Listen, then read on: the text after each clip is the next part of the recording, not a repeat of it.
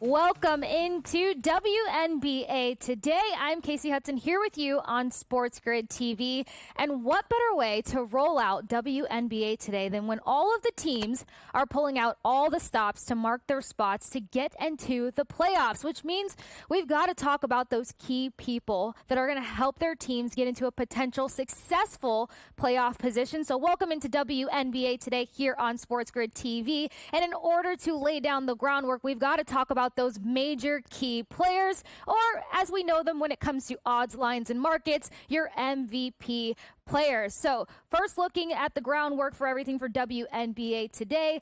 In that future conversation, when it comes to MVPs, it's going to be A'ja Wilson that's the front runner of this conversation. You're talking about a woman with a 97.5% chance of winning this category outright, but she's carrying a banged up team, which is obviously going to up the ante for what and how she can deliver. But let's not just put it on the fact that her team's a bit banged up. No, it's the fact that she's also coming in hot, about 26 plus points on average, 11 plus rebounds on average, and she's also equally as strong defensively, which can also, according to some people, maybe put her in the conversation for winning some sort of defensive MVP.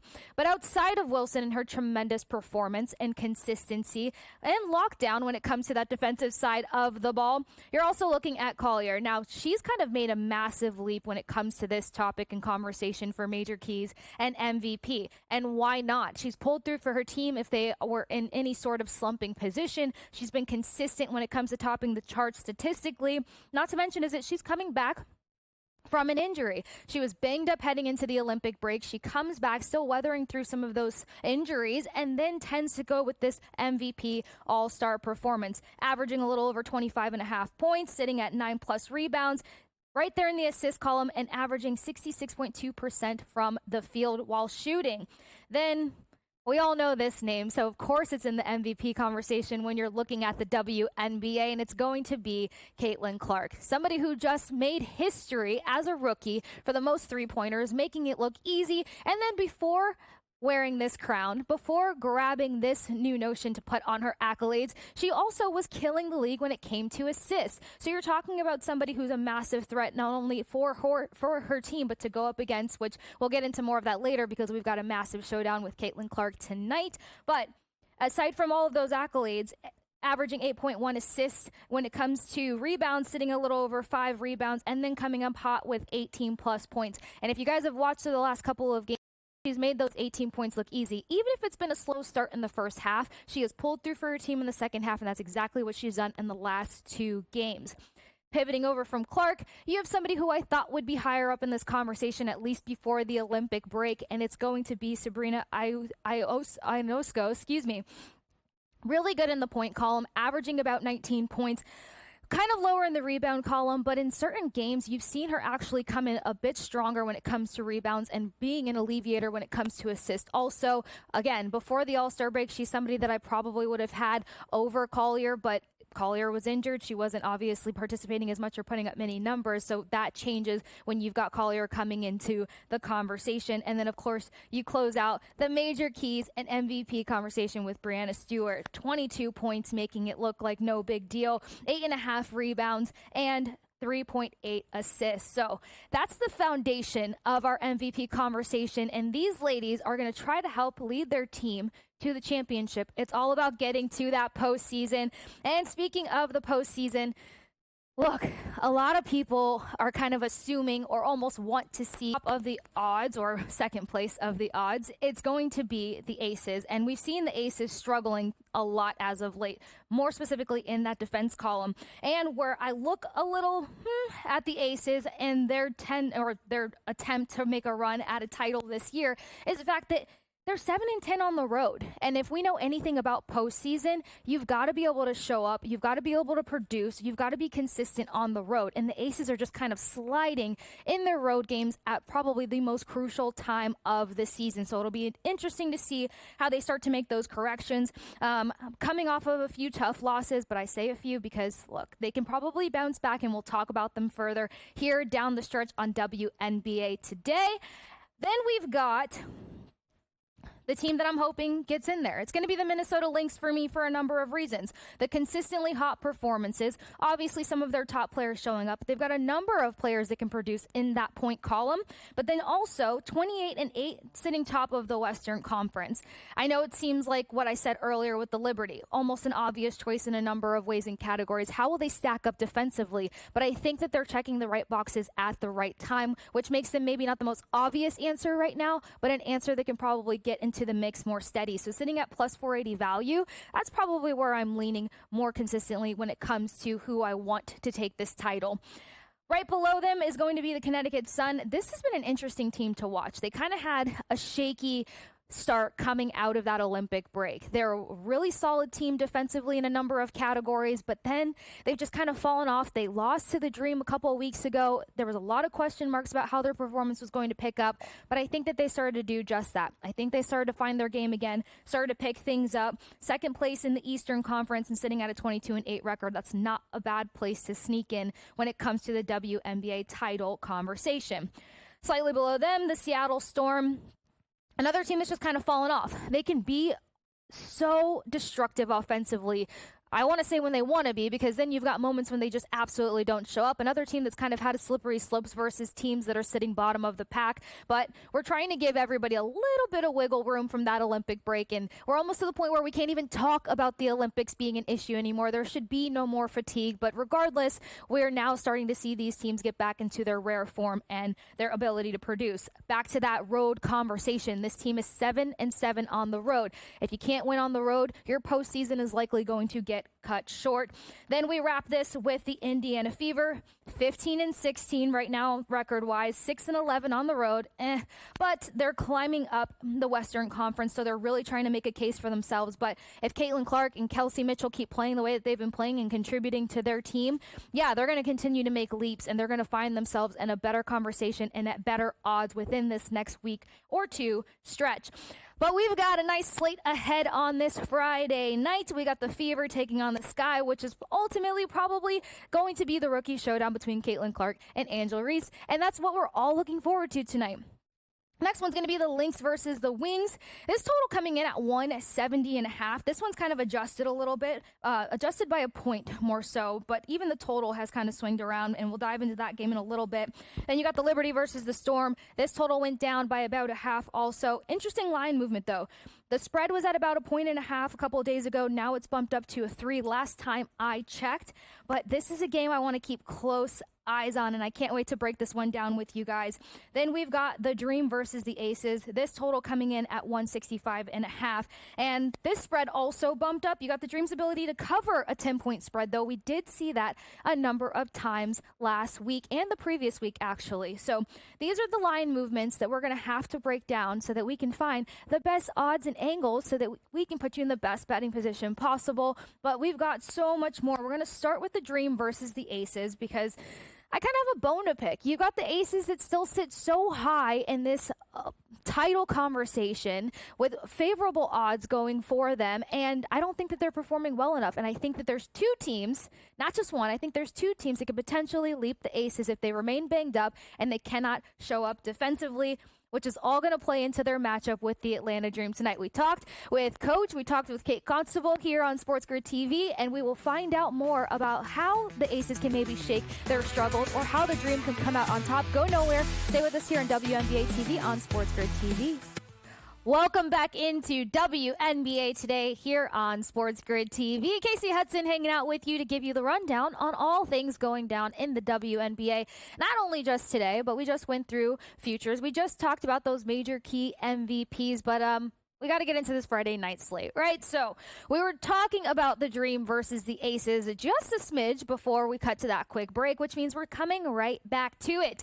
I probably said it 4-5 times already. Aces are kind of on the struggle slopes right now, specifically in their defensive element of their game, which is not going to help them versus a team that can kind of sneak into the mix.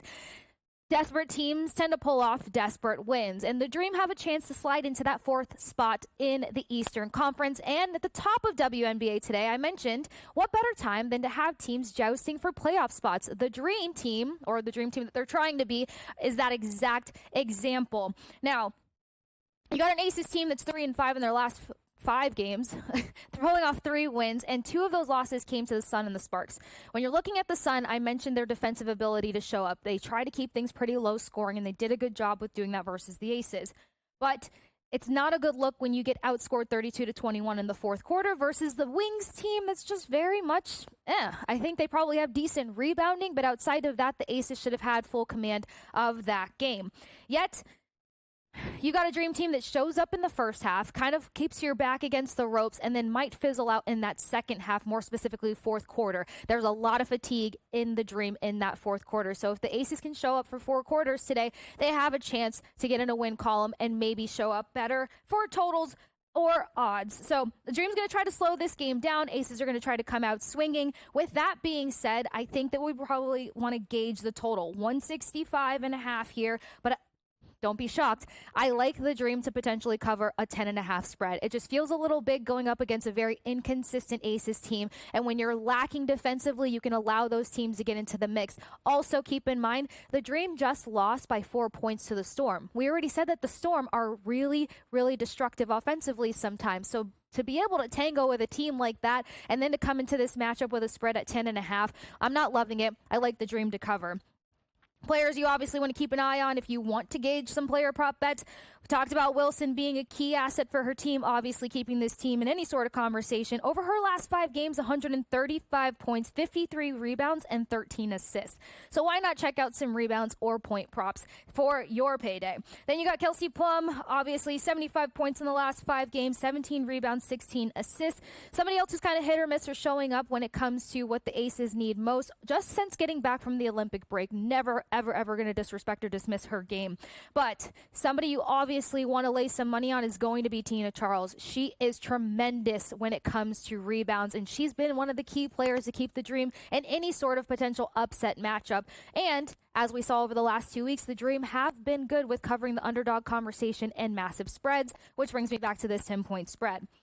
Now for a Liberty and Storm game that we should chat about really fast before we get into all the drama that's going to go down tonight. You got the Liberty coming off Wednesday's shocking L. Listed as 12.5-point favorites, but the Sparks decided to snap their skid. So Storm have 3 different players that can rack up 16-plus points, which is something you want to keep in mind when you're going against the top team in the WNBA at the moment, or one of the top teams. Also, the Storm have a strong team, but sometimes their performance is extremely questionable if it's not for Breanna Stewart completely throwing them on her back and getting all of the work done. Where am I going with all this? Well, if the Storm don't commit to a bunch of turnovers, we're not looking at an outright win, but it's too testy on both sides here. Liberty need to keep up a strong performance. Storm have the ability to have a strong performance or to at least keep them on the ropes. So I don't like the money line on either side here. What I do really like is the Storm to cover the spread. This is one of those games that I mentioned that the lines have changed a good amount. Opened up at about 1.5, went to 2. Then as of this morning, I was seeing 3, 3.5. So see where you can grab it. But regardless, I don't think this is going to be any sort of blowout. I don't think that the Liberty are going to run away with a number of points ahead. I think that the Storm can cover the spread. Not to mention is that I'm also liking the over on this one. You've got 2 teams that are actually very offensively sound. They can get to the point. Reminder, the Storm have 3 different players that can consistently put up 16-plus points. You're easily going to be seeing 70-plus points on both sides of these teams, probably 80-plus more likely. So that's why I like the 163.5 total for this matchup. Notable players, Ionescu for the Liberty, somebody who I mentioned as I butchered her name, that I actually liked in the MVP conversation before the Olympic break. 84 points in her last 5 games, 22 rebounds, 22 assists. That's something else that I mentioned. She can either come in for her team in the rebound category, or she can show up and assist and start serving up the right ball to set her teammates up for success. So if they have a big night, I wouldn't be surprised to see her have some major numbers. Breanna Stewart carries her team. I think she had 32 points the other night in one of their losses, which has to be devastating to put in that much work and only get so far. But we got to pivot to the game that everybody wants to talk about, and we'll probably continue it on the other side of the break. We've got one of the most marked calendar games in the WNBA. Also, one of the most expensive games coming in at $334 a ticket. It's going to be the Fever versus the Sky. And why all the drama? You got Caitlin Clark on one side, you got Angel Reese on the other side. Clark wearing the crown when it comes to three-pointers as well as assists, but Reese wearing the crown when it comes to rebounds. She is so good when it comes to working against the boards there. Now, Chicago does enter this showdown 11-19, but this is what you want to keep an eye on. They're 4-11 at home. They are not able to piece together their game when they are on home court. You got Indiana that's not that great on the road either, but they have all of the momentum right now. They're coming into this matchup 15-16. Caitlin Clark's been hot. Kelsey Mitchell has been hot. Things to consider, the Fever have been favored on the money line 10 total times, and they've gone 7-3 throughout those games. So you might want to lean towards a Fever money line? Not too sure. 23-31 games this season, Indiana and its opponents have gone over the 163.5 total. You've got Caitlin Clark who's going to put on a show. You've got Angel Reese who's going to put on a show. You've got supporting characters for both of these girls, and we've seen how the competition just heats up when Clark is going versus Reese. I think it's probably an easy shoe-in to slam the over on the total for this one. Two top rookies going head-to-head. Also, the total bumped up to 164 last I checked, but I still see the over coming in on that. So definitely something you want to look into when it comes to player props between Clark and Reese, as well as this matchup. And I'm leaning Fever on the money line, because why not? You got Caitlin Clark with all the momentum behind her, and it's going to be Kelsey Mitchell to continue to roll. But we've got a couple more games to break down, so stay with us on the other side of this very quick break. Welcome back into WNBA today here on Sports Grid TV. Casey Hudson leading you through one more roll. But we got another game on the slate tonight on this Friday night run through, and it's going to be the Lynx versus the Wings. And I just have to let you guys know, if you haven't figured out by now, I'm low-key so on top of all Minnesota sports. Started with a diehard hockey situation, has translated to everything. So clearly you probably figured out who I'm rooting for in this. But outside of who I'm rooting for, because nobody cares, you got the Lynx looking for their 8th straight win. Not to mention is that they had 19 turnovers in their last victory, and they made it look like very easy work. Kayla McBride coming in hot for her team, picking up 19 points. So no, Collier was not the topic of the conversation in this last win. And McBride was one of 4 players in double figures that night. But we won't entirely discount the Wings, because we know that they're riding a high after beating the Aces the other night or a couple nights ago. And their ability to do so was because they actually are sitting 4th in the league when it comes to scoring. Their slippery slope comes almost equivalent to the Aces in their defensive division. And not to mention is that they're sitting 12th in the league when it comes to a defense. So going against a powerhouse team like the Lynx tonight, I can't imagine that they're going to be able to really keep in as close. But I will tell you this, they do try really hard to slow down the game, run out the clock. They bring a very slow pace to the WNBA game, but it works in their favor sometimes, because if they force their opponent to play their game and they get the ability to get hot in the scoring, then that's where they come in and sneak those upsets. So I'm probably staying away from this one. I think it's almost an outright that Minnesota takes it. So if you want to look at the mini money line, go ahead and take a gander at that one. But when it comes to some notable props, McBride is somebody that you can take a look at. Then you've got Ogunbowale, 110 points over her last 5 games, 24 rebounds, and 28 assists. And then, of course, the hot topic when it comes to the Minnesota Lynx is Collier in that MVP conversation. You've got her ability to put up points, but she's got 123 points in her last 5 games, 42 rebounds, and 18 assists. So something else, you can look at her for double-double value. You can also look at her just in the rebound column. She usually gets really good value when you're looking at 8+ rebounds, and she's quite consistent when it comes to those. And then when it comes to the last bit of WNBA today, we've got to talk about my best bets and my favorite things for you all to keep an eye on for tonight's rollout. Now, we talked about the Liberty versus the Storm. I've mentioned it a number of times here. I do really like the over. Initially, I had it listed at 163. It only bumped up by a point, but I think that it's a shoe-in. You got 2 teams that are obviously able to get the points there, and then you've got one team that can kind of slip off defensively. So regardless, I just think that 80 plus for both of these teams can hit in. Then I have the Storm to cover the spread, also made that case. They're not a team that you want to count out by any means. They have a point to prove right now, and they can show up a little stronger in the defensive column sometimes, something they can take advantage of tonight. it wouldn't be a WNBA card without Caitlin Clark on it, right? So I'm going to take Caitlin Clark for a double-double plus value at 100 here. I mean, she's been tremendous over the last couple of weeks. She's not only been a pillar for her team, but she's been able to help serve up her team. Kelsey Mitchell, for instance, to get in the best promising position possible. And then, of course, Angel Reese. I'm not going to leave her off the card tonight. We're talking about one of the biggest rookie matchups and showdowns going on. Reese for rebounds. I think I have her at 14 plus rebounds. And another person who's just been so consistent in that column. As I talked about at the top of the show, rebounds is one of her largest categories. And when she knows she's going against Caitlin Clark, she's probably going to get a little hot in that point column also. And then closing out my card, I've got the Lynx first quarter winner.